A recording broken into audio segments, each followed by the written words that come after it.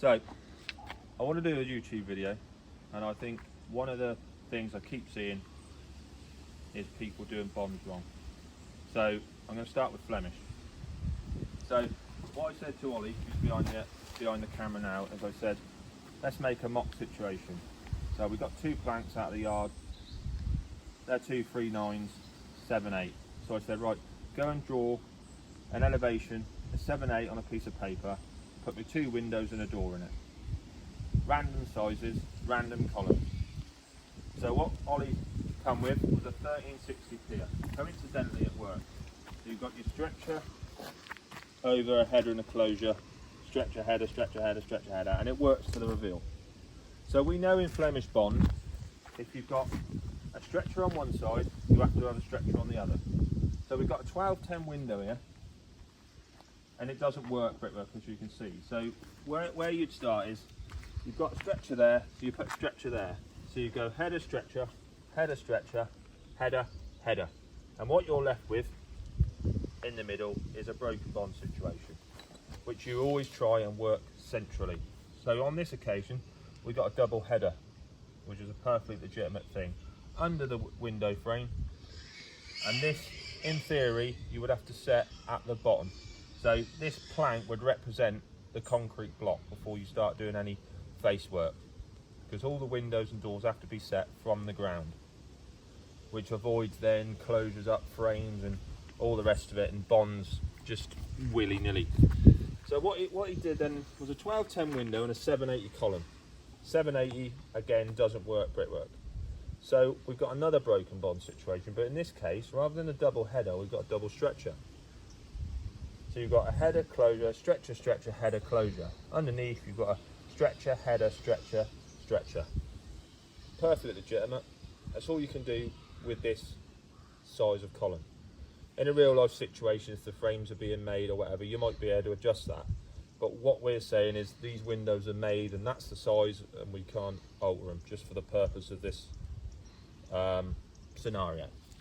So then he gave me 1100 window, and at the time I didn't know if it'd work bond or not, but fortunately it does. 1100 works perfectly for Flemish, manipulating the joint slightly to suit. So under this one you've got a stretcher, stretcher. So if you were setting this window out and you didn't know, you go header, stretcher, header, stretcher, header, header, stretcher in the middle, works perfectly well. Then we were left with a column that Ollie put on this scenario of 1975 column. So on this one, again, it doesn't work brickwork. So you've got your header this end and the closure, and you've got the header and closure that end. So that column is symmetrical, which is one of the basic principles of this kind of build and the time when Flemish was widely used in this country. Everything had to be symmetrical. You'd have windows, they'd all be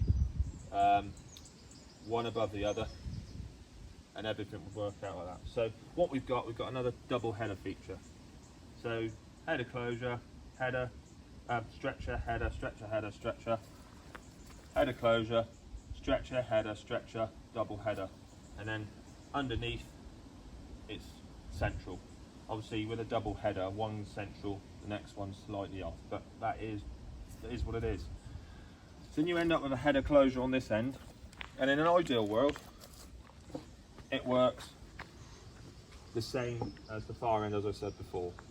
We've got a 975 door, and coincidentally it meant that we could, in essence what this would be like an extension or something that you're building into, just for the sake of this.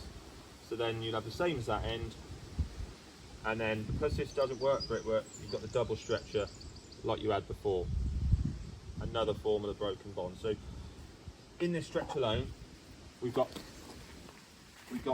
2 types of broken bond. We've got a double stretcher, a double header, a double stretcher, a double header, and that's perfectly fine. What you'll see in videos, you'll see, oh, everybody knows you should have opened up, you should have closed. In Flemish Bond, what you'll notice on any old building, any farmhouse building, anything like that, you'll see that the perk joints are smaller. They're probably maximum about 8mm. And then in a column like that, they'd rather have smaller joints in a double header for broken bond than they would to open up. They didn't open up back in the day, and it looks it looks pucker. I mean, I personally like to have smaller joints. So in a wall like this, I would never open up to make it work brickwork. I would go back to the principle of broken bond, being Flemish. And that's pretty much, in that scenario there, you've pretty much got most cases of what you might get.